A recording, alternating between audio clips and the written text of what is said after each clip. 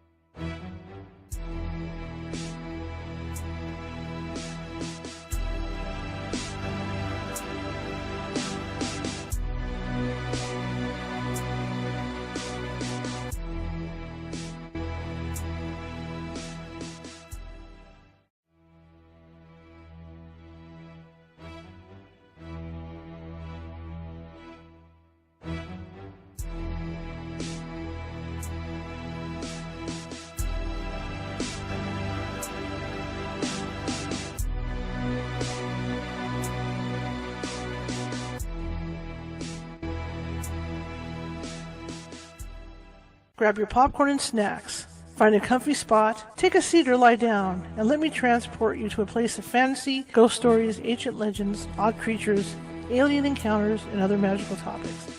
You may even decide to join the conversation. From faraway lands to your own backyard, with a small dash of pixie dust, turn out the lights and open your minds. The journey is about to begin.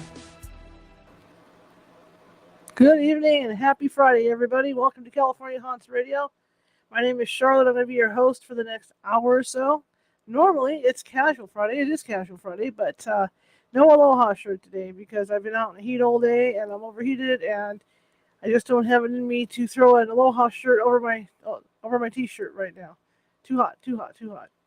But anyway, I see Nancy's got her Aloha shirt on. So you get Aloha from Nancy. Anyway, my name is Charlotte. I'll be your host for the next hour, and I'm also the owner of the California Haunts Paranormal Investigation Team. Based out of Sacramento, California, we're 45 strong, up and down the state of California. Hello, Jerry. Up and down the state of California. And that means we are in almost every county, which also means that if you have a paranormal problem or you think you have a paranormal problem that you need taken care of, we can do that for you because we can reach you. And the best way to get a hold of us is either at californiahaunts.org, californiahauntsradio.com, or just on Facebook or even Instagram. I'm Ghostagal on Instagram. That's my handle. I'm also on Twitter. You can find us on TikTok. You can find us everywhere. You can find us on Facebook, all the social media platforms. Which reminds me, if you like the show, if you're watching the show and you like the show tonight, please follow us. If you're watching from Facebook, click that follow button. If you're watching from Twitter, follow. If you're watching from TikTok, you can follow us as well. Or if you're watching from Twitch, please hit that follow button if you like what you see. I'm going to be teaching a Psychic Development Class 1 tomorrow at 5 p.m. Pacific. It's a basic psychic development class where I teach you how to open and close that psychic door so that you can control what comes in and out, because not everything that comes in when you first begin using your psychic abilities will be nice. And that's a mistake a lot of new psychics starting out make, because they just keep opening that door and when something ugly comes through, then California Haunts gets called out. It's that easy. So that class will be taught tomorrow. That's you get a hold of that over at our meetup at California Haunts Meetup, and sign up over there. Meetup is free, so sign on up over there. Next Saturday, Psychic Development Class 2 at 5 p.m. Pacific. That's a more advanced class than the first class, and this is the class. This I keep saying class. This course will cover clairvoyance, clairaudience, and all that stuff, because the idea is after you take the first class, if it looks like you have abilities, then we can continue on and we can see just what your abilities are, because not all psychics have the same abilities, right? And all psychics have all the abilities. So this is the way to find out. So psychic class 2, psychic development class 2. So check that out over at the California Haunts Meetup as well.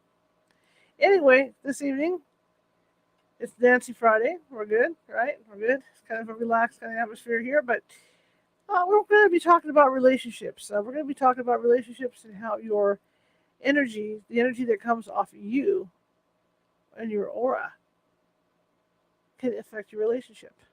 I mean, let's put it this way. Have you ever walked into a room and just known that somebody does not like you, and you don't even know the person? You just kind of walk in the room and you get a feeling that they just don't like you. Well, that's your energy. That's their energy coming off them, right? Or maybe you walk into a room and you think somebody likes you, and you get that feeling that they like you. Same thing. That's the energy coming off them towards you, all right? But that's also twofold, for you putting off, whatever energy you're putting off as well. I mean, have you ever, been in a bad mood for some particular day, walked into a room and the room clears? You don't have to say a word, right? People can just feel that you're in a bad mood. All right, so we're going to be talking about stuff like that. And it has a lot to do with our relationships. Who you meet, who you marry, all this other stuff. So Nancy's going to be talking about that tonight. So without further ado, let's bring Nancy in. Hello. Oh, I'm out of breath Nope, now. can't work. I'm out of breath now. It's good. Huh? Hello, I got I'm out some of new breath now. It's earbuds. all good. Okay, everybody, I've got some new buds in. They go right into the ear. So if you say something I can't hear, I will quickly change back. What's the point of doing my hair, right? So I've messed myself up.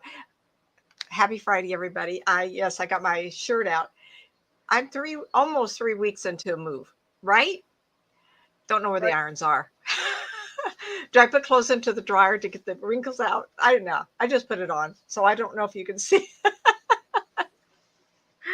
Got to keep washing the clothes because summertime you don't want to be watching me with a shirt that's dirty. Anyway, so tonight we're going to be talking about something that kind of affects everybody, whether you're dating, relationship, solid relationship, your friends.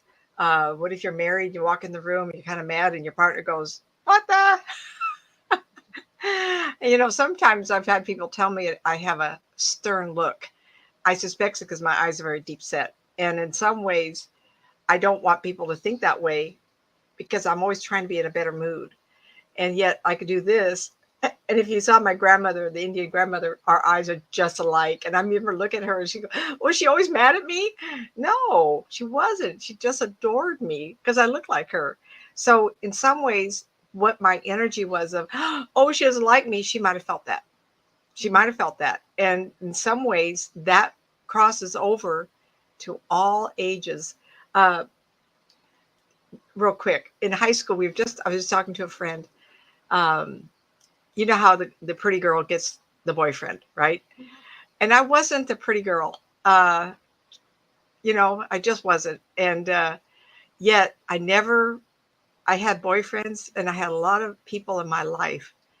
It's because I wasn't sure what it was about. It could be because I'm intuitive. I have soft energy. I'm the kind of person that walk in the room and, oh, I got to tell my life. People call me about pets all the time. And it's really because my energy is very receptive to being able to be sympathetic, soft, even though I don't look it always, I am. Because there's an expression, I walk the talk. There's just about nothing you can describe that I haven't also experienced. So someone tells me the sad story, I go, yeah, been there, done that. Including near death.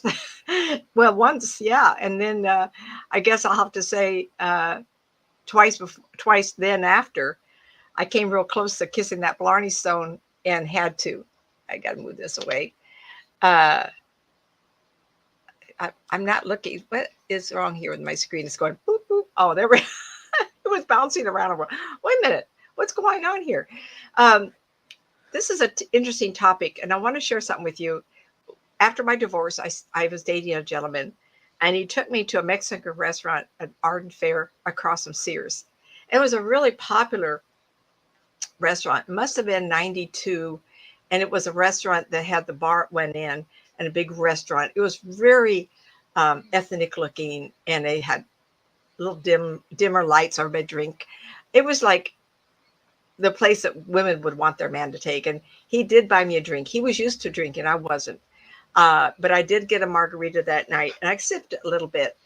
And the bar was quite big. It went around. I can't remember if it was a U shape or a squared. And at the other side, two men were fighting, and they started a fight. And I'm trying not. If someone was there, please. I'm not trying. The place started to clear out really fast. And my date that night, he's married and moved to the West Coast. So it's, on the ocean. So I almost said his name. I didn't mean to. Anyway, he wanted to leave. And I was sitting there going, oh, look at that. And he said to me, "What are you looking at?" I says, "Oh, their colors are so great. Look at this." Wah, wah, wah. And all the women, when we move, we're frightened. Our life force goes ahead of us. And there's nothing on the bun, honey. That's all in your face. It's right out the door. And I was watching this and thinking, this is the best entertainment I've had forever. I was what is this about? You know, the first time that they were in such a battle, these two men. I'm not going to ask why. I mean, who cares? But I was just intrigued that these lights and energy and the boom, boom, boom was going on. I must have had that dumbfounded look in my face because my date went, "You're watching them, aren't you?" And I go, "Yeah, look at that. Look at that." And he couldn't see what I was seeing. I think I was amazed by the young people racing out of the room. Mhm. Now, clearly, nothing was going to happen. I mean, I don't remember. We didn't have the violence with the weapons like we do now. Mhm. Uh, and it didn't even occur to me. I didn't have a feel of danger. They were on the other side of the bar. You nodded your head, Char. Had you ever been there before? You been That there? restaurant? Oh yeah, it's still there. Oh, is it? What Yeah. you know the name of it? It's in El Torito now. Is it? Okay. I think it was 92, 91, 92, 9, 93, not, yeah, because I had moved to Black Eagle Drive off of White Avenue Yeah. and it was there. Anyway, it made me aware very early because I started this in 1990. And yes, I've been doing the church thing, the big group, but I had never seen that amount of energy being pushed away from our body. And it made me realize that when you get up to go to the, say I'm sitting here in the front room, my husband's in the family room, and there's a door between us. It's open right now, but if I want to go to the kitchen, I'm sitting here thinking, I want to go to the kitchen and heat my coffee up. Yeah, I did it. I ran into the kitchen just before we started, and I have my local woman named Cat Mother of the Year.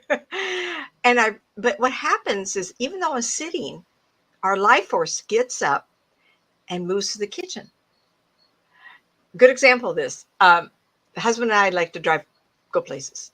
And so we're driving, and he in his head says, I'm going to drive and I'm going to take a right turn here, or I'm going to take a left turn. Well, in my mind, I have a different scenario. I think, oh, he's going to take a right turn. And what happens is your life force starts to turn, hopefully, with the car. And they don't, they go this way, and you fall over, right? And it's because you were already geared to go that way. Mhm. And so I thought to myself, this is fun because just because most of you know me, this is how I look forever.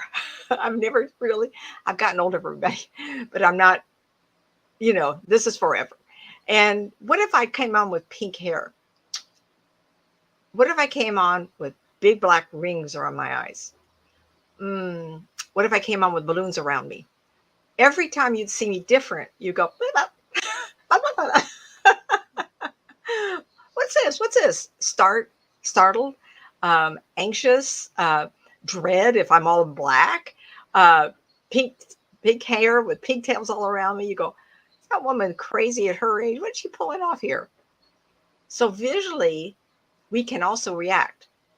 And so when you see a youngster, I'll never forget, granddaughter wanted to go to high school with pink hair, with blue hair.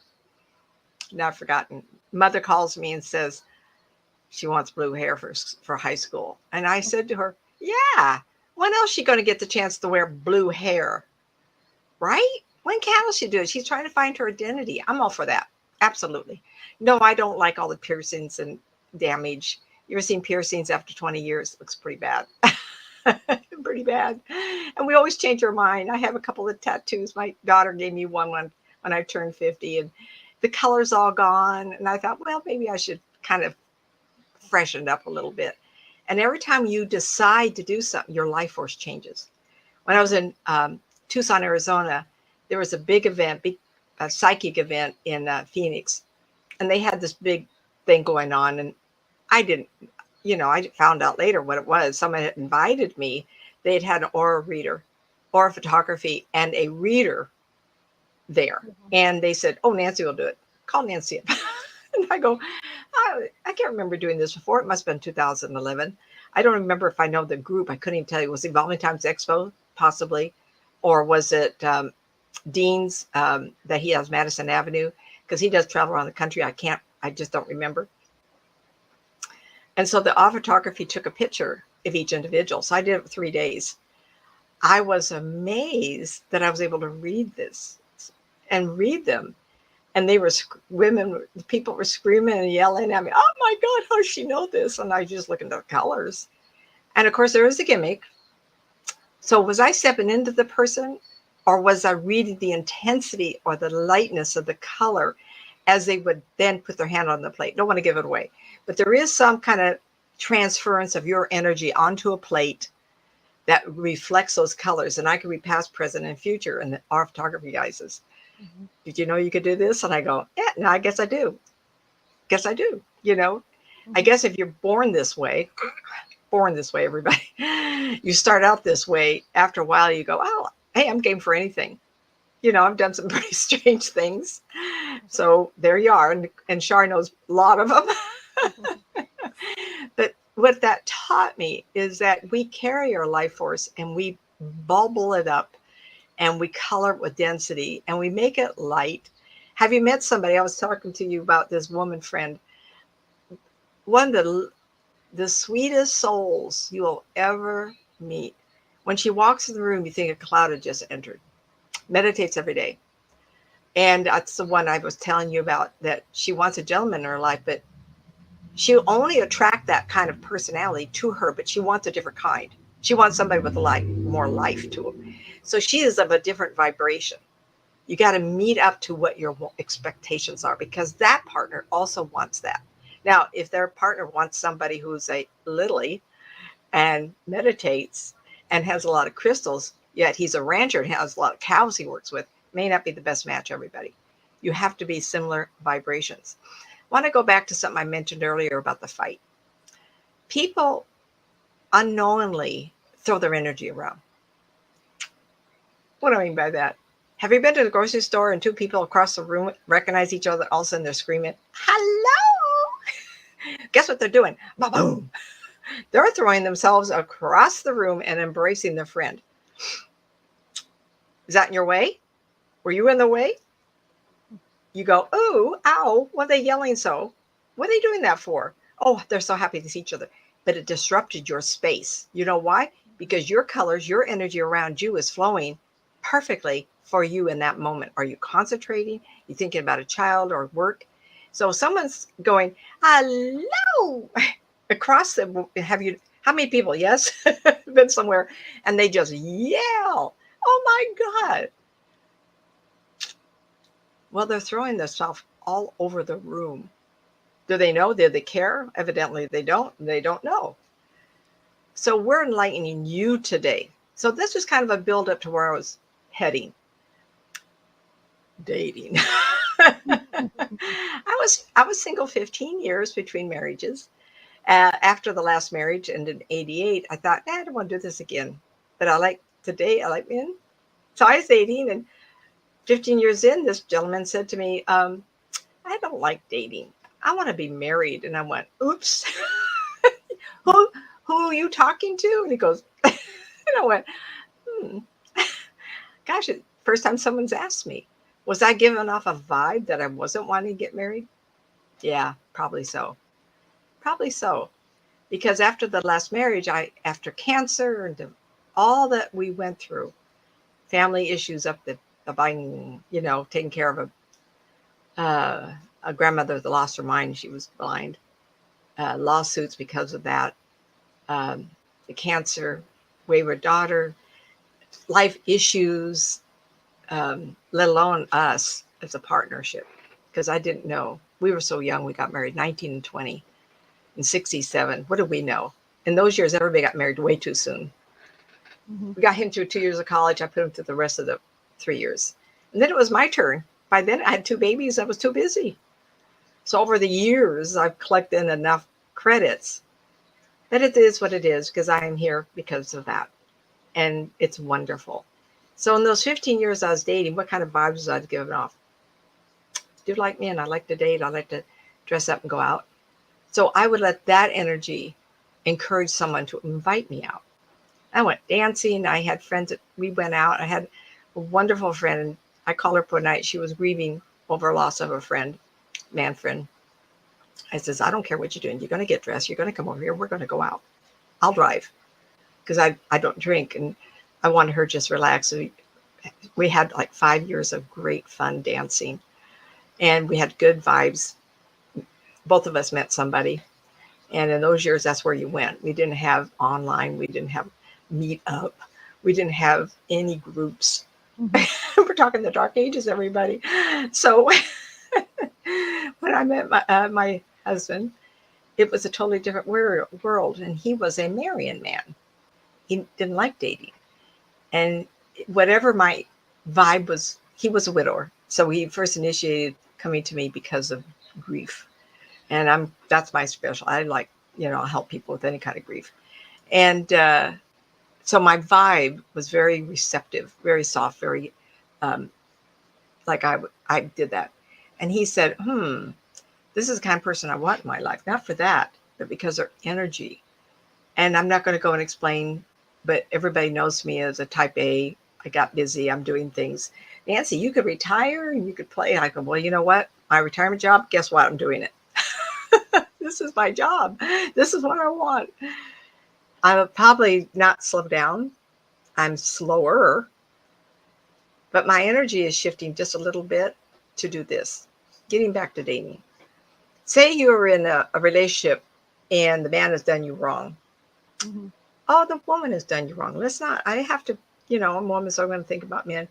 And they did you wrong and you got cheated on. What's your energy pattern look like? I line it sometimes the Scottish kilts, the men that wear the kilt, and it's all patterned differently. Every one of them, all the clans. And what if your vibration is, and you're looking for that man to treat you right? What kind of energy are you getting off? He better not be a cheater. Let me tell you a story.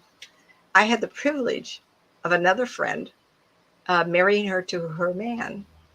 And they got married. It was in a backyard wedding, and I was a minister, and it was all great. And then a few years later, she said, he's cheated on me. I didn't want a cheater. My other two husbands cheated. I went, whoa, wait a minute. Did your dad cheat on your mother? Oh, how did you know? I said, because you've accepted her pattern. Your energy has accepted the idea that it's okay for a person to cheat because that's what your mother and father had. Mhm. So we have to consciously put ourselves in a space of removing our prejudice or anger or frustration. Another example. Oh, she didn't leave him, but he was in the doghouse for years.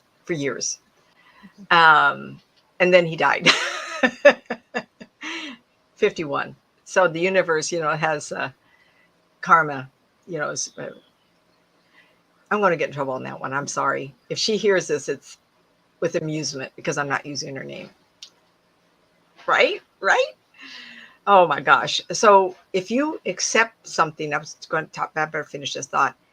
Sometimes you look at your family history. My father's father died when he was a teenager. My mother's father died when she was 12. My father died when I was 6. Guess what pattern I accepted? Don't you know that my husband raced cars, we raced horses, long distance running? Don't you think that all the time my kids were children, I wasn't worried all the time of death? Absolutely. Then he and a buddy went on the American River and got lost. We had the patrol out. It was midnight. They had search and rescue. They had crashed into a rock and they were walking and no one could find them. My heart was broken. I just caught my breath. I had those memories. So my pattern changed. So guess what? I became controlling. I became tight with him. I watched him. He did not know of my fear of death of him and doing to my kids for 3 generations prior to us. That is a not a prejudice. That is a thought process. Mhm. My mother and father cheated, not me, friend, cheated. I'm going to marry a cheater. You know how she did it? She accepted the vibration of her mother as an adult. The men coming in were cheaters already. They met her and said, "Ooh, this feels comfortable. I like this. This feels right." You know why? Because I can cheat on her, because unconsciously her mother was cheated on. Divorce. The second man comes. Oh, feels good. Married. The third one, oh no, this is perfect. We're going to have it really great. Guess what? Another cheater. Ooh, ooh. We had a long talk about that. And she understood that we have prejudices that we carry around with us all the time. We have ideas that were given and we inherit all the time. So when I have people want to take class from me, or we talk, especially young women or women who want to date again, I said the hardest thing you're going to do is make a homework. I want you to write down who you are. Do you have prejudice? Are the things you don't like about yourself? Are the things you do like about yourself? Are you interesting? Do you like yourself because you're interesting? One lady called me up. She says, "I really want a man." I go, "Well, okay, it's hard for me to see. Let's talk about this." I says, "Why don't you just tell me about yourself? What kind of hobbies do you have? Uh, what would you, okay, let's say, what would you offer a man coming in?" Oh, she says, "I'm very attractive." And I could feel that she was. She says, "I'm very attractive." Okay, that lasts 10 minutes. Few years, wrinkles set in. She was in her 50s. "Tell me something else." She says, "I'm a great cook." I says, "Oh, so maybe you're going to get heavy in a few years. You cook. Great. So you're always in the kitchen, right? Always shopping, always in the kitchen." Um, "I'm really good in bed." Well, that lasts until he's about so-and-so age. "So what else are you offering?" And she had never thought of it that way. She says, "I'm kind of boring, huh?" If you hear this, I'm not telling your name. I says, we have to know what we want in a man. So make your list. Mm-hmm. You're putting a pattern of what you want in a partner into your space. And that goes for man to man, a woman to woman, man to monkey, whatever. I don't care. If you want a particular individual in your life, I've had ladies call me, I had 7, and this gentleman came in, cross, not blue eyes, but hazel eyes, 6 foot blonde. Yep, worked, and had everything I was looking for. Just because a person has a good job doesn't mean he's perfect. If he's a hardworking blue collar worker, honey, anybody that works with their hands so is a good partner. You got it? So don't be so stern on things that are not important in the long picture. Sex goes away, your looks go away. Always in the kitchen? Are you in there talking to him? Does he know who you are? What is your energy saying? I'm resentful. I've been in the kitchen for 25 years. I told him I was a good cook, and he believed me, and he won't ever help me. He just goes in and watches TV. I'm here cooking, cleaning after a meal. It seems like I spend 4 hours in the kitchen. You don't think you're going to get resentful? You know what? You set that pattern up. So I met my husband. I says, I was married 21 years. I don't cook. I do once in a while. I am not a loyal cook. Oh, heavens no. I've been there, done that. I heard a click. I don't know what's wrong here. That's model. I'm sorry. Oh. The lid was stuck. I was trying to get it off without clicking it. So we have to discern who we are and what our pattern looks like. So now we're going to take another step. You're listening to this, by the way, you can replay this until you write down everything I said, right? I'm taking notes, you guys. Yeah. Take notes too. We all take notes, right? So you meet this perfect person. However, a friend introduces you, Match.com, you go to the pub, you go to a party, and you've gone on a couple of dates, and you have this sense that, is he telling me the truth? You have this uneasiness. Call me up. Okay. I put my mind to him and I go, oops, the shadow of a woman's next to him. He may be married. He may not be separated like he's telling you. Are you married? Well, I meant to tell you. Well, how did I figure that one out? So when you meet somebody and you get that, ooh, it doesn't necessarily mean drug and alcohol, though you could tell, I'm sure. But maybe they're secret. Maybe they are cheating. Maybe they are hoping to find a woman that is better than the situation they're in. And they haven't left that wife yet, but they want a good excuse. They want someone perfect, because a lot of people, men and women, go from one partner to another. Oh my gosh, you've been in a relationship? I was in a relationship 21 years. Do you think I knew who I was? I had to leave my career. I had to get sick with cancer, get a divorce, leave my career, start completely over, and go one day, oh, golly, look what I've been able to accomplish. I kind of like me. When I liked me and I had hobbies, I had interests, I didn't give up my running. It put me off for a couple of years. Tell you, everybody says, oh, you can run when you had cancer. I like to know who they are. They're 1 in a million. Took me years to get myself back. But one day I woke up, I says, I think I like me. And when I saw someone come into my life or someone approach me, I went, who are you? Are you good enough for me? That energy that you put out makes that partner respect you because you're not a wallflower. You're not someone to be pushed around, not someone they could command. If you stand up and call it and they don't like it, then you shouldn't have that person. You don't want to be changed. They come into your life, you keep who you are. Men have a tendency to put on the table all their cards. This is who I am. I got all these faults. Listen, women, we wait 5 years and we resent for 5 years that they don't get what we wanted to tell them in the first place. So we wait 5 years to tell them what's wrong. And then that's when you guys call it, I'm not happy in my relationship. Well, what's wrong? Well, why didn't you tell them initially that you don't like cook 3 meals a day? You did that all through the first marriage? Let me think that one through. How honest are you? What's your energy telling them? Were you lying and they okayed that because they couldn't read it? Let me tell you what lying does. It builds up from this size to this size. And all of a sudden you're calling me because you don't want to be married anymore. And that's when I tell the couple, I don't do couples as much as one at a time, men and women. Got to go back to when you first dated and you discover what it is you like about that person.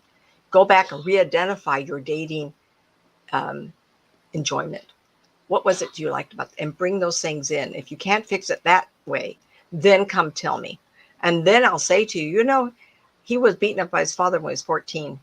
They moved like 3 or 4 times, and I feel like there's a lot of grief. Did you know that? And she goes, yeah, I kind of mentioned it once. How did you know that? I said, because his energy is telling me that.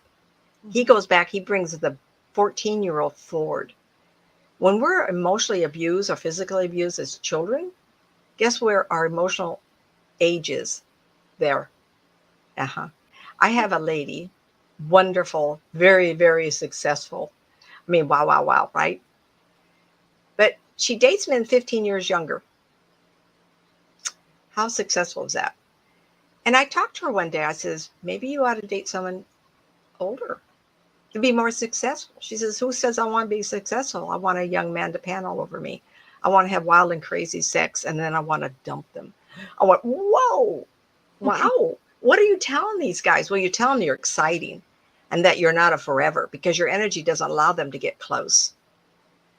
And I asked her about it. She says, when I was in high school, I was a pumpkin, ugly duckling, and the boys didn't like me. I went to college. I got all this education, but I didn't look much different.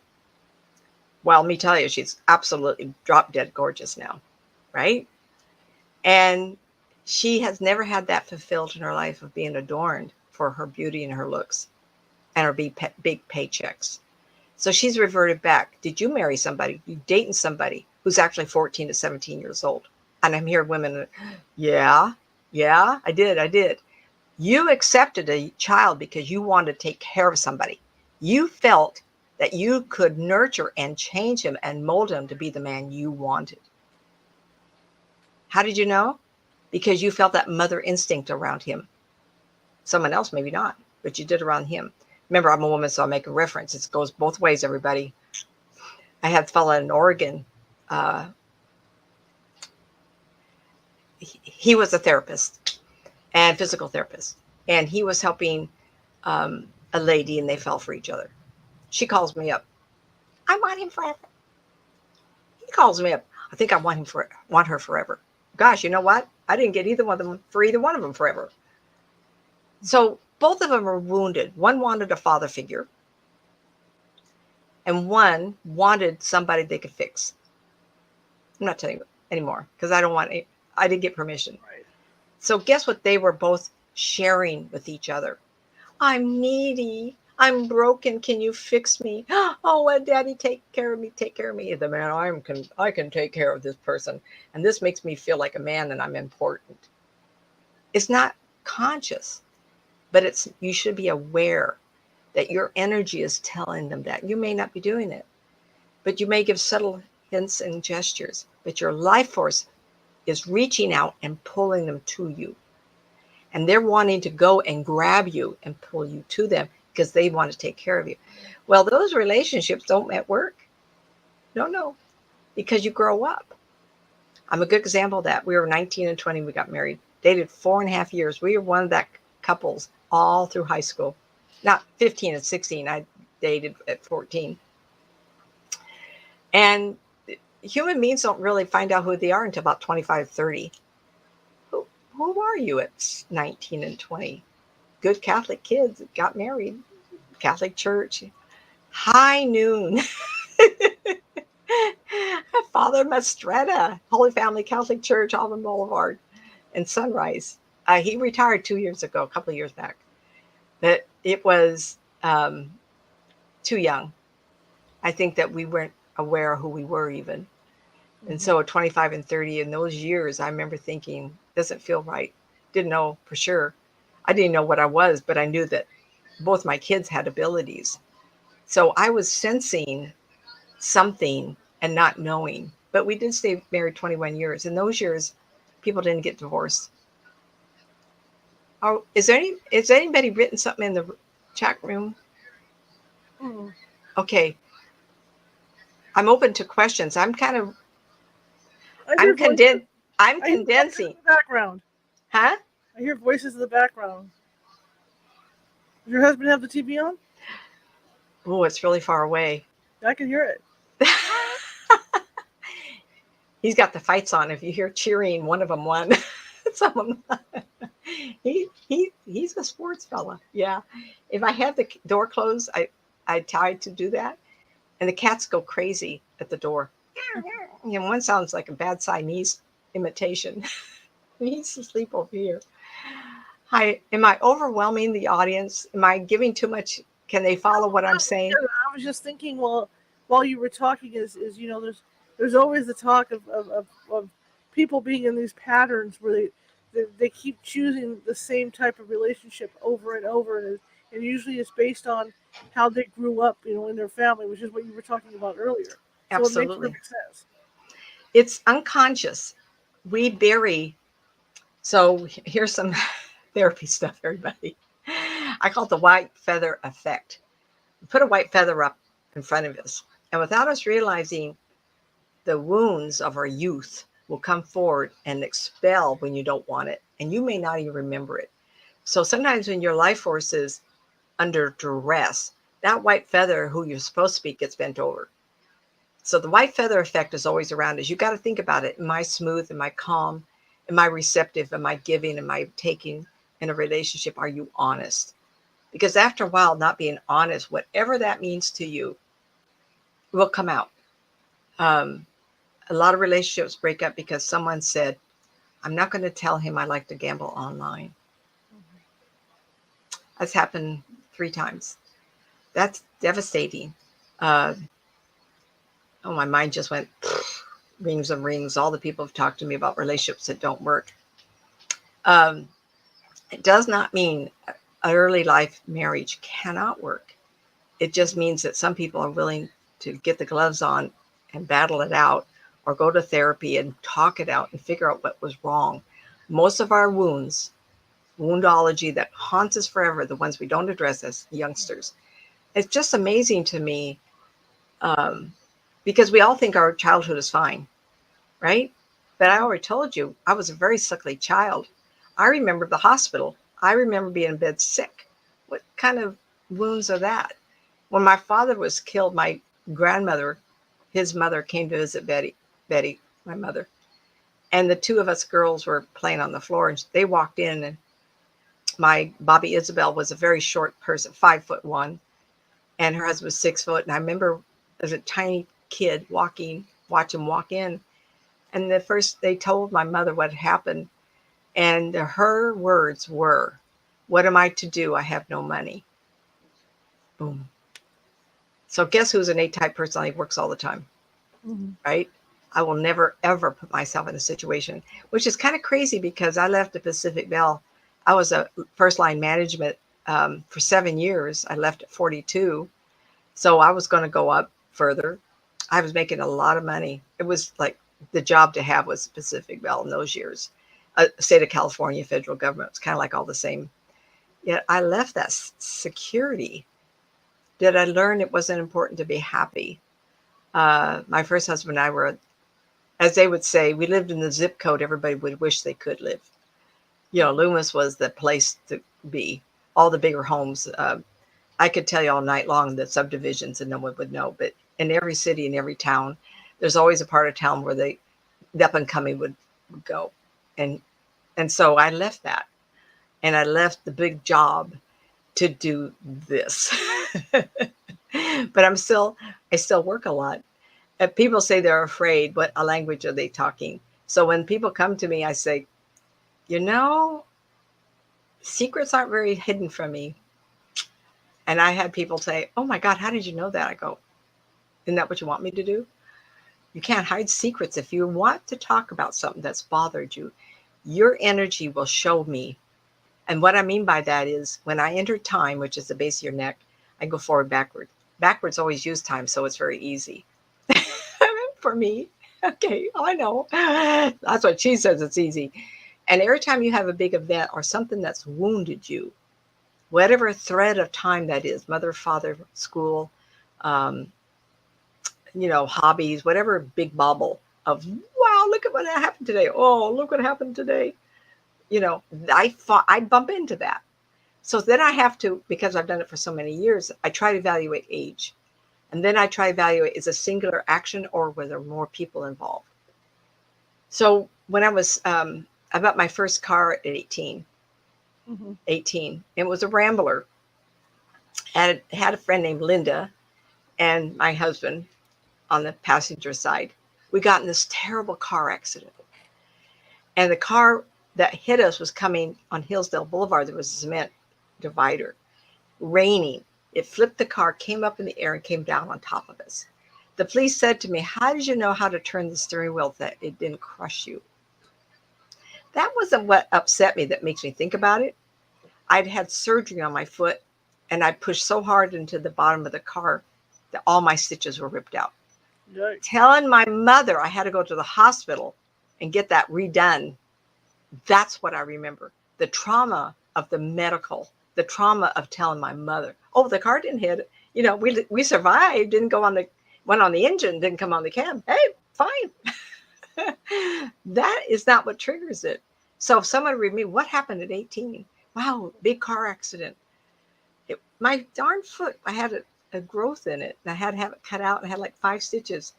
When you're in that situation, it was an automatic. My left foot went to the front of that cab part, ripped all the stitches out. That's how impactful that wreck was. But we didn't die. Some told me to do something like the steering wheel, and I just moved just a little bit. Linda and Larry, my first husband, was fine. It was me. And I didn't want to call my mother. That's what the bubble is. Oh, no, I got to tell her my foot's wounded. Jerry has a question. I've never found love in my life. I have a son from a 2-year relationship. My longest relationship was 5 years. I'm going to be 63 this month. I always thought it was me. Men never seemed to like. I always thought it was me. Men never seemed to like. They always cheated. I figured I was too independent. Any thoughts? You don't think you're worthy of having love. Somewhere in your family, you've seen people abused or neglected or some kind of mistreatment when they wanted love, to receive love. You turned that ability off. You are not allowing it because someone betrayed you or you saw betrayal and you said, oh, hell, no, excuse me, I'm not going to do that one. That's buried. I don't want to know the story. I don't think that's fair. But you've been wounded in the past.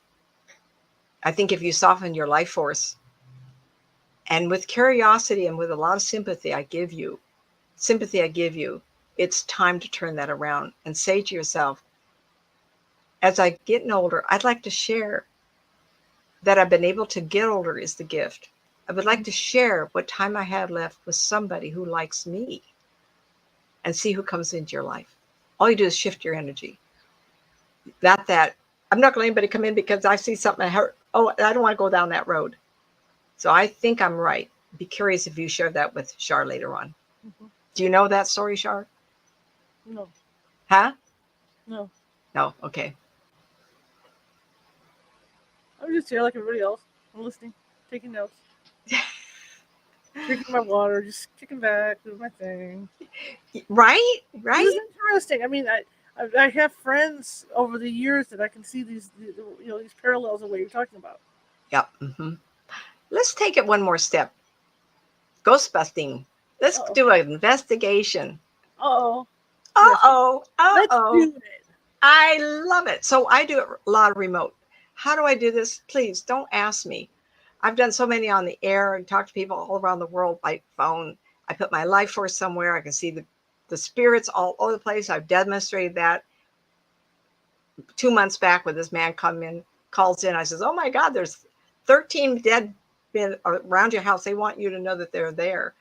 And not like they're haunting. They just showed up because I knew I was going to call in the show. And I says, I'm going to be really right or really wrong. And he said, there's a mine behind my house. There was a terrible cave in. A lot of people died. How do I do that? Right. Okay. So we're doing an investigation, right? What if you have someone on your team that's scared to death? Okay. How about you, Shar? You and I are like mellow jello. Oh, don't bother me, spirits. I've ripped spirit attachments off human beings. I go with my mind, my hand just, yes, you can do that. I've done it. And I've had the investigator go, wow, I feel good all of a sudden. I understand now why I do what I do. Oh, good. Pamela, best of luck to you, honey. Write down everything you like, all the hobbies you've always wanted to do. Get excited about your life and your energy change. Someone comes in, honey, they better be good enough for you because you're a new person. You've got to go there. Look into the woundology that determines your personality and the traits you are. Ghost investigating. Yeah. So you have somebody in the group that's really not a believer. Then you have somebody in your group that's scared. Like, oh, I'd love to be scared. No, I don't want to be scared. Oh, shit, what if they touch me? What kind of energy is the non-believer giving off? Yeah. Right? Right away. Hard. No one in the group wants to be near that person. Ugh. Right. They However, it's a ghost magnet for something that's mischievous. Pardon me? What was that one more time? It's a magnet for something that's mischievous. I don't know what that means. If you get a spirit, if you get a spirit kind that likes to tease, they'll pick on that person. I'm not sure. Maybe I better think of that later. You have somebody that's a non-believer. Right. Their energy field radiates. Goddamn, I don't want to be here. This is bullshit. Right. Excuse me. Right. Are you going to have success with the ghost investigation? No. No.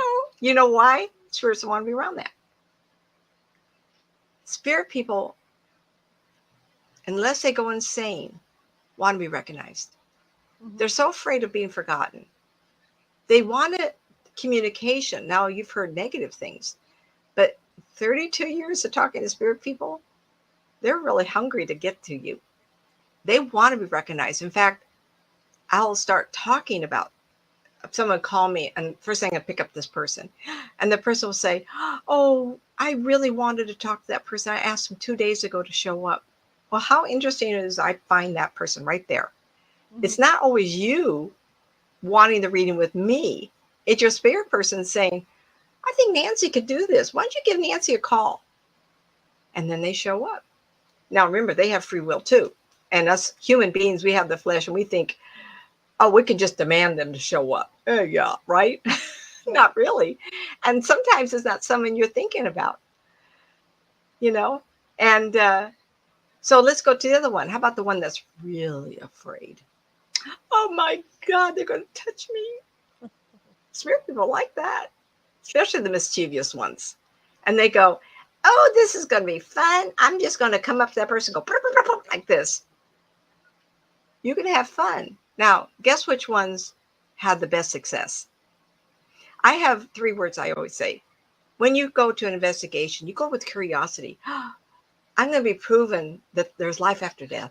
I'm going to see someone that survived. I can't wait. I can't wait. And so you go in with that curiosity and you're looking around. You just really want to know. And then someone picks something up and you go, oop, oop, oop. Cat. And then you go to a place you're going, oh, wait a minute. Why are they a ghost? And you get sympathetic. And you go, oh, is there someone here? Who are you? Let them tell you. Listen to them because they want to be acknowledged. And why in the world are they still there if they've been 100, 200, 300, 400 years? Please. Mm-hmm. Why are you in that space? Well, a child would be. But still, that child has a parent still looking, saying, up, come here, come here. So if you have a younger person, and I have been told by organizations and owners of buildings, and Nancy, do not talk them into leaving. This is our business. You have no right to take our business away. Well, you know, that doesn't go real big with me. I'm not going to tell you who I did, but I did. It's up to the spirit, because a spirit person may be appearing to be haunted, but they sometimes like this. You know why? Because they get attention. Mm-hmm. They want to be recognized. They are afraid to go over. Curiosity, sympathy, knowledge.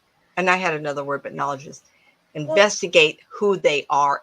Do they want you to find their body? Do they want you to give a message? Which I get all the time. And how many billion people have on the planet? How am I going to find somebody in Taiwan? I mean, come on. You can't do that. What's Char? I work with ghost teams, people on my team who get jealous of other team members. And it's because they're like you say, they're I hate to say the word because you always need them on a team. You need the debunkers for the balance. You know, the scientists and the logic. You need that for balance. But I read. Can you hear him? I heard him. I run into that all the time where, you know, somebody's. Well, what I found over the years is when you start putting a team together, you look at the skill. You look at what I call the talents that people have, and there are people that can get photos of apparitions, time and time again. There's cats that like to look at. There's people that can get EVPs. Mm-hmm. Mm-hmm.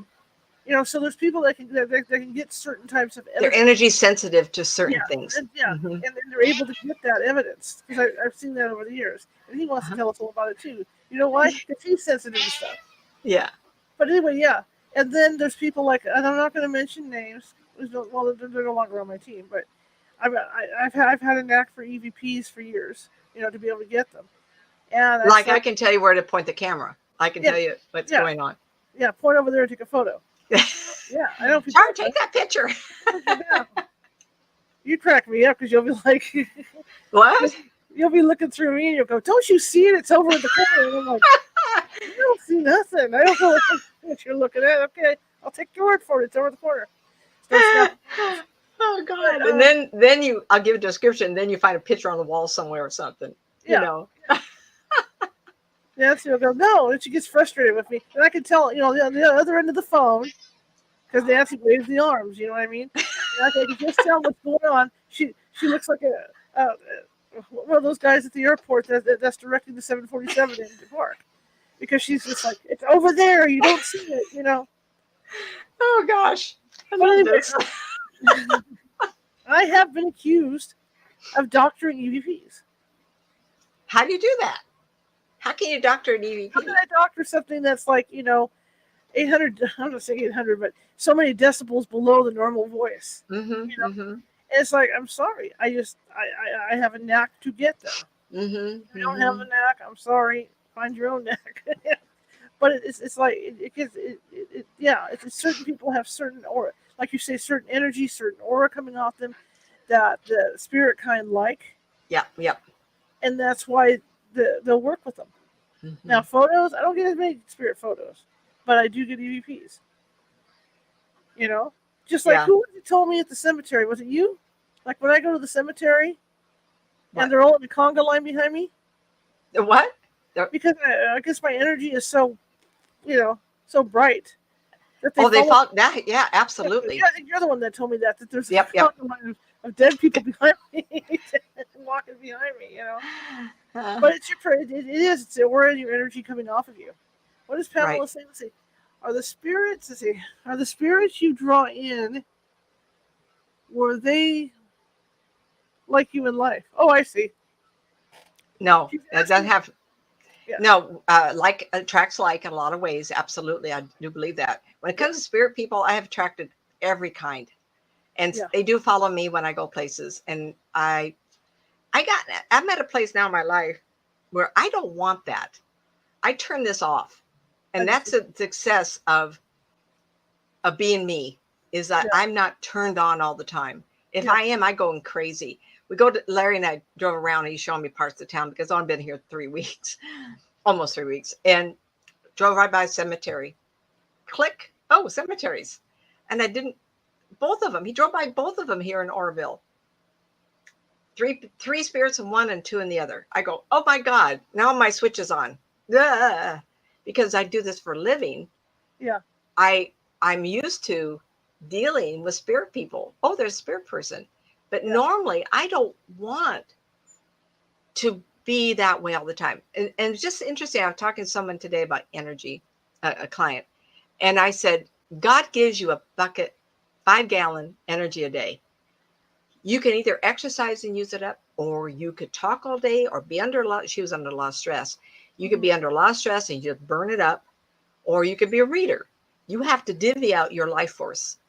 And so if you're in that on and you haven't learned to say no, then you burn up by 10 o'clock in the morning. I'm at a place in my life now that I stretch out my clients. Yesterday I had 2 clients, 1 and 2 o'clock. And the 1 o'clock went a little longer. So I was buttoned up against the 2 o'clock, and then he wasn't there. So we had to move it up a little bit. So sometimes that happens, but normally I like to rejuvenate myself. So I didn't have any appointments this afternoon because I want to do this tonight. Is this tiring me out? No, I'll be okay because it's only an hour. And I'm not moving my life force across the world. Huh? Which brings me to a disgusting plug for my class tomorrow. Turning it on and off, because that's what the class teaches you. Right. How to turn it on and off. So you won't get How to be bombarded. conscious and aware that you want to be turned this off. You don't want to be reaching out to the universe like So your dad is behind you on your left shoulder. He's standing there watching you. He just stand there. He has his hands on his hip, his elbows out, kind of just stand there watching. And he's happy. He likes this. He did. In fact, he was wheelchair bound, but he always told me if he wasn't wheelchair bound, he would have been ghost hunting with us. Well, he might have. Imagine how pleased he is with you, watching you and I do this show, and you were doing your shows. And I got a cool story for you. This room here was his bedroom, and his bed faced like right where I'm sitting. He was about 3 feet that way on his bed, and it faced the direction. There was a bathroom back there with a mirror. Didn't I just say he's behind your left shoulder? Yeah. But I don't think he sees his bedroom. He sees that space. Yeah. So check this out. Let me finish here. He used to see someone walk across the bathroom when he was laying in here. Okay. And it was cute because he goes, "Get your equipment. Set it up in here." So I get a camera. Love it. I set it up. He says, well, what am I supposed to do with my hands? And I said, okay, here's a digital voice recorder. Here's a button. Here's an EMF meter. And here's a still camera, and you can do this. And so he was so disappointed. We ran everything all night. He stayed up all night. And nothing showed up. Oh, I just love that he was interested. Yeah. Validate your effort. Yeah. And he never got anybody? No. Was it a woman? Did he ever say woman? Yeah. I can see her. Yeah, she looks old to me too. Yeah, he seems to think it was his sister. His sister? Yeah, that was coming to check And do on you him. remember how old she was when she died? I have no idea. But Was she she was, old? yeah, yeah, yeah. In fact, for a long time, because my desk when I first moved in here was over there on the I hate this because we're opposite. So Was it was, that? no, my desk was like over. Oh, there we go. It's like over there on that side of the room. And I remember sitting there, and I always felt like I was being watched, like someone was standing in that doorway of that bathroom watching me. Do you And remember her being thin? I never knew her. Yeah. I see her, old woman, thin, going across, and she seems pale to me, like a light beige, like not see through, but very pale. Hmm. Now, how can I do that? Well, I entered her time to that conversation to Hmm. his looking. Hmm. How's that possible? Didn't I just describe? Didn't you say I said woman, old woman? Yeah, Yeah. yeah. So That's yeah, because I've been doing this for so long, and that is what you want. You want to be able to do me. You know yeah. why? Because it feeds your soul. This is exciting to be able to get stuff like this, but to realize, and I tell this to people all the time, I know what I'm doing. I actually know how I'm doing it. The Hmm. question is, why can I do it? Hmm. And why can't we all do it? My father had the gift. His mother's mother, everybody you hear of the Fox sisters, guess what they were from? And so she was born to a woman in her 40s. And in those years, she was born in 1900, they did table tipping on Saturday nights. They were furriers, furriers. And so Papa was part of a quartet. He would go out with the buddies, and the women, the wives, would stay and do table tipping up in New York State. So we have a long line. That's the English side. My mother were cowboys and Indians. Didn't do any of this. Guess where this darkness comes But I from, mean, the right? thing is, everybody is born with the gift, but we just, oh, over the years of growing up and getting involved with our lives Yeah. and stuff, we Uh-huh. just push it down. Well, I think, right? My mother she didn't like it because I was always mouthing off 5 or 6 years old. Daddy, don't do this. Hmm. My last memory of him was jumping in arms and telling him, don't go. We'd never see him again. You'd never come back to us. All I remember is her fists going. And she really did, and I must have done a lot. And I always told the group one night that Dad came and visit Bonnie and I. Bonnie was sleeping. I would see him, and it was like I didn't know what death was until I was a teenager. I didn't understand the ramifications. Sure. It was kind of like in those years, just didn't know. I didn't miss him. He was gone all the time. So Hmm. anyway, to make a long story short, I remember looking up and seeing him looking different, and it glowed. There was a kind of like a halo around it. It was kind of strange. And so I told my grandmother, his mother, and it must have given her years of comfort knowing that I could do this. And I was able to tell her that Daddy was visiting. Hmm. So really, really young, 6 years old, and I was seeing dead Daddy. But we getting off track here. We were talking about ghost We're talking busting. about self-esteem, and here we are over here already. And Yeah, yeah. Entering time, used time is easier than unused time. right. Most people ask me about future, and I've learned how to know what thread to follow to get the answers. Absolutely. Hmm. And you want to learn turn on and turn it off. Accessing past is just boom, like that. Easy, easy. Spirit people, particularly, I seem to, I talk about everything, but for some reason, I'm tuned to that. But what is different with my vibration? I have a lot of it. Um, Athletic all my life. And so Shar and I have what we call the thick muscle mass. Um, I think that does help. Though I know a lot of thin psychics, but I just really think that's it because I've gone marathon 8-10 hour readings 3 days in a row. I Hmm. remember at Valentine's Expo, Sacramento, California. It was probably 2005 ish, four. There was 3 years in a row. I gave a talk every day, 250 people. I read 72 people in 3 days and gave talks. It's just what it is. How can you do things like that? I don't know. And I think it's because I've been an athlete, and it is what it is. So if you want to get into this, one of the things you want to do is make sure you're healthy, eat a lot of protein, build up some muscle mass so that you feel strong. I think that's a real Yeah, that's a big. positive component. And I know there's people that aren't Char's life who have illnesses. I have also held illnesses. I don't know if it's a correlation with people that have illnesses seem to have the gift, or do we run ourselves down and get the illnesses? I have to say that the two major illnesses in my life, my aunt, who I look like, Aunt Coral, the oldest of the 4 children, looks just like the grandmother who was American Indian.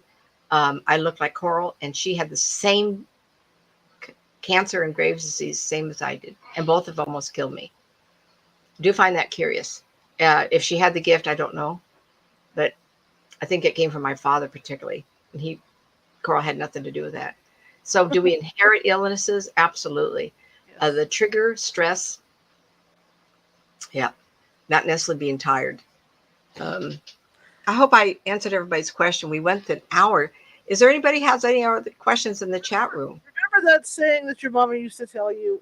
You get more bees with honey. What is it? You get more, is it bees or flies with honey than you do with salt or vinegar? Vinegar. Yeah. Right. Tell me about that. What do you mean? So let's talk about this with our auras and the energy we're giving off, because that works perfectly for that whole thing. If you walk into a room, plop yourself down on a chair, and you're sitting there looking like the warrior princess, no one's going to mess with you, right? You're scowling across the room. No one's going to mess with you because you're giving that off. If you go in and you're happy and blah, blah, blah, people are going to come talk to you. It's just normal. And that's that whole thing. Your aura your aura is giving that off, and you don't realize how many people you're able to touch. Now let's explore that. If you come in, if you've had a battle with somebody at work, and you're going to go out with the ladies to the pubs, which I don't think that's bad. That is, and you go pissed off. Guess who you're attracted to? Someone else is pissed off. Right. And so if it's a partner you want to date, pissed off. What you're basing your relationship on? That you're always mad? Don't you think you might get over that sometime in the future? Mm-hmm. You want to be as normal, as positive as you can. Yes. And I don't mean to have a drink before you go out. Absolutely not. But you have to figure out your homework. You have to figure out, let's see, I'm going out for the evening. I may just meet somebody, or maybe not.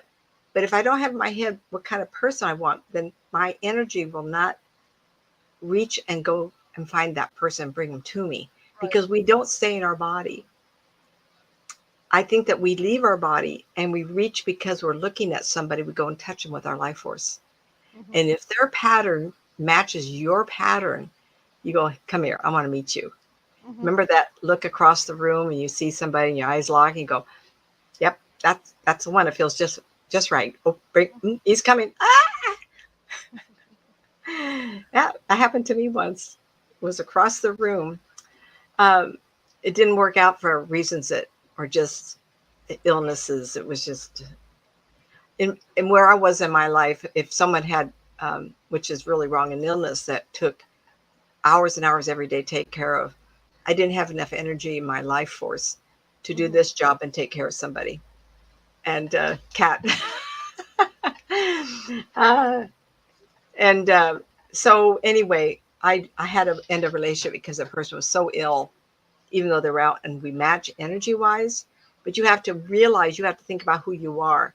And at that time, probably 92, 93, I was dating quite a bit in that time frame, 94, 95, probably that area. And at some point, you got to know that if you can't deal with somebody, long-term illnesses, don't get involved. Mm-hmm. Even though I like this individual, and if you see this, he was very interesting. He did eBay for a living. I mean, in those years, no one knew what eBay was. And he made a living off of it. But he was a treatable diabetic. And he was really, after all these years, I think about this individual. I think, did I make the right decision? Yet, at that time, I was on the radio, I was on TV. I was doing all the psychic fairs. I was building my business up. I was really, really busy. Everybody in the state, up and down California, knew me. I didn't have the life force in me to be able to give it to somebody else. It's not like I was selfish. I just didn't have it to give when I was trying to build my life up. Mm-hmm. Another question, Jar. Got anything else? I'm done. Are you done? You done, honey? Time to turn everything off. Time to shut it down for the next couple of days. This is fun. I like this topic. It's fun. It's fun. Sunday, I'm going to be on at 6 Pacific, because we have the last hour and 15 minutes of Lizzie Borden. We're going to be finishing that bad boy off. Boy, that was a long book. 20 Sundays. Or rather 20 days, because of course there were days that the guests... 20 chapters? No. This is 20 hour-long sessions reading. Too hard on me. I wouldn't be able to listen to the voice. Everybody, I moved down here. I was here 3 days and got sick. So I have a cup of coffee before I start, and I've been able to do an hour or something. Listen, it's going away now. So when we finish Lizzie Borden now, Sunday after that, we're going to start Anna's book about haunted heirlooms and antiques. Ah, very interesting. So that's the next book in the lineup. But I do believe that antiques heirlooms can be haunted. Absolutely. Oh, yeah. Absolutely. But Lizzie, like this last week, I ended up reading what was it, Tuesday or Wednesday? We had technical difficulties, so I ended up reading Lizzie Borden, which was kind of fun to do. That was a good book. I can honestly say it was a good book. It was a difficult read. Was it? Yeah, because a lot of court testimony. Spoken in 1800s English. Oh, that's tough. Yeah, I can appreciate that. Yeah, and a lot of names, people interrelated people and all this. It just mixed by and scrambled. I think it's been 20 some years, but I got hold of a really old book. Yeah. It was written at the turn of the century. And I had a hard time reading it, but I wanted to because the story was so intriguing. In those years, men and women were clearly separate. Yeah. And so what happens if the women vibration goes and falls into a parallel universe, but all males stay here? So the men woke up one day and all the women were gone. Unborn babies that were male laid in the bed next to them. And it was quite interesting. If anybody knows, it was like 1900 and the sexes were split. I have the book somewhere. Of course, my life is crazy. And I remember thinking how hard it was. And they're prejudiced. And I sit there gritting my teeth. Oh, we've advanced so far, everybody. Monday, if you guys are into Indiana Jones. Oh. Mark Ollie is out of England. He's an archaeologist. And he has done a lot of research on crystal skulls. Oh, that's right. Uh-huh. So he is going to be with us on Monday. But he's not only going to be talking about that, he's going to be talking about different historical things comparing with the Bible, plus the end of time. That. So we're going to get into that. He was a really cool guy. It's a pre-recorded interview, so I won't be here. I mean, I'll be online to talk to you guys, but other than that, it's my night off. And but he will be here. He will be on Monday. I'll have it all rigged up for you guys and all that good stuff. So I think you guys will enjoy that. So that's the lineup for the next few days of what's going to happen. Anyway, it's Friday. I'm tired. And a lot of you guys don't realize what my week was like because I had two I keep wanting to say clients. I had 2 guests out of England. Oh, yeah, 9 o'clock. And what that means is that they're 8 hours ahead of us. So I have to schedule accordingly. So Monday, this last Monday, I did technically I did 2 shows. Mm-hmm. I pre-recorded one, went live, and then Tuesday I pre-recorded one and went live. So technically, it's 2, 4, 5, 6. This is like my 7th or 8th show this week. Wow. Wow. That's a lot of hours trying to be on. It's a lot of hours trying to be on, yeah. Talk about life force burnout. Yeah. Which I've talked to you about. What was it Wednesday night? Was it Wednesday night when I got done? Yeah, Wednesday night was the final 2 shows. And I passed out. I was gone. I was gone for like 18 hours straight.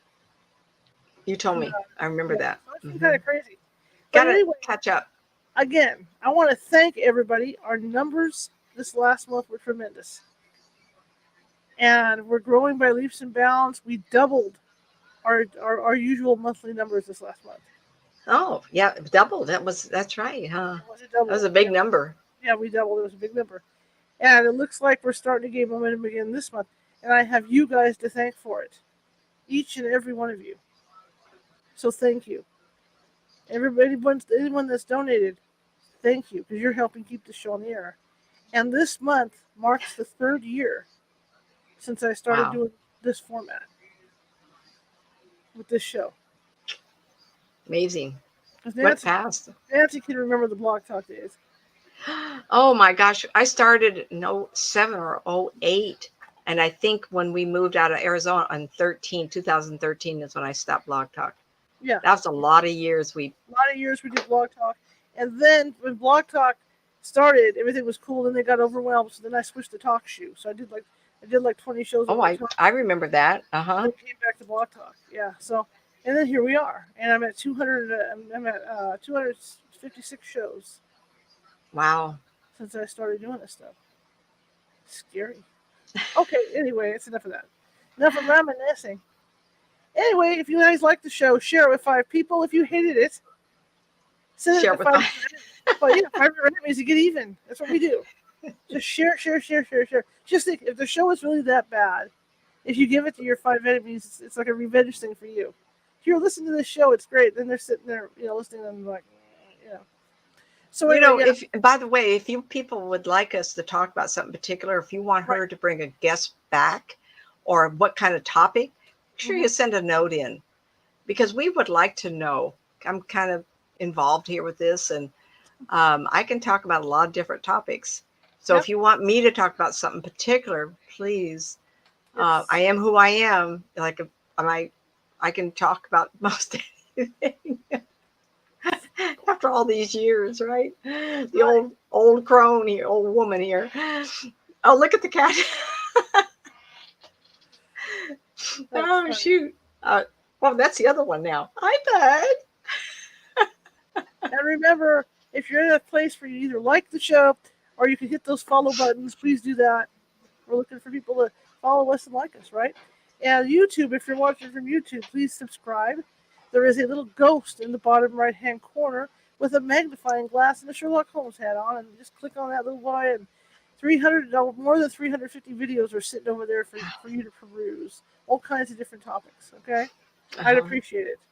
Anyway, I'm going to sign off tonight. Nancy, thank you as always. It was great. It was fun. Oops. Always an adventure. Always an adventure. All these years, and we're still not bored with each other, so we're here.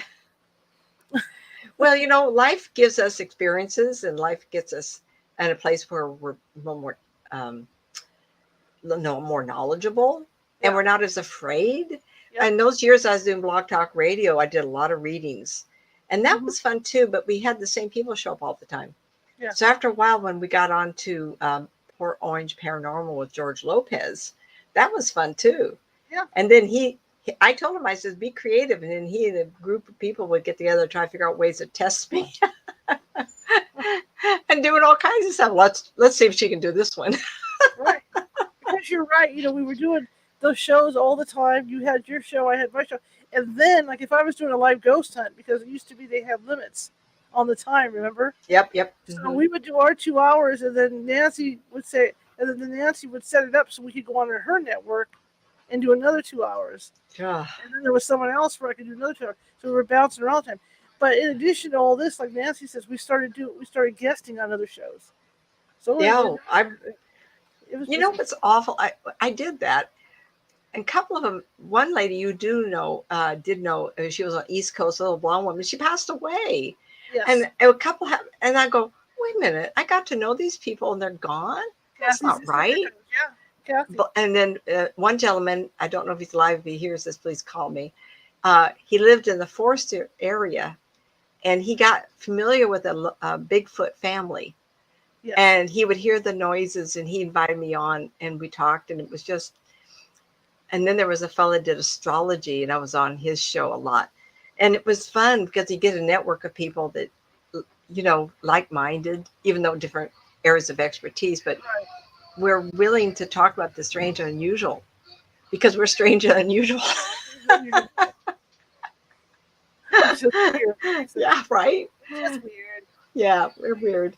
I love being weird. It's interesting. Guys. All right, kid. Well, I'm going to tease Nancy stuff for you guys, and then I'm going to sign off here, and I will see you all Sunday at 6 p.m. Pacific.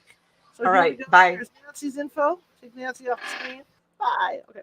And let's run this.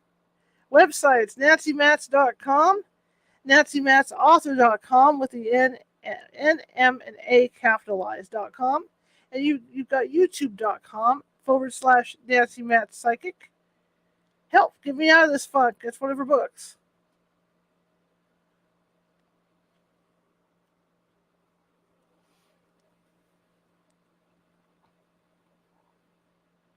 Two Worlds, Developing Your Psychic Skills.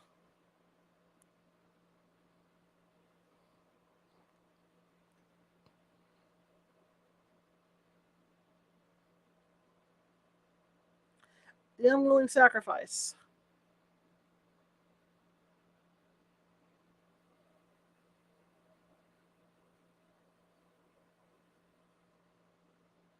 And of course, you can get those books at Amazon.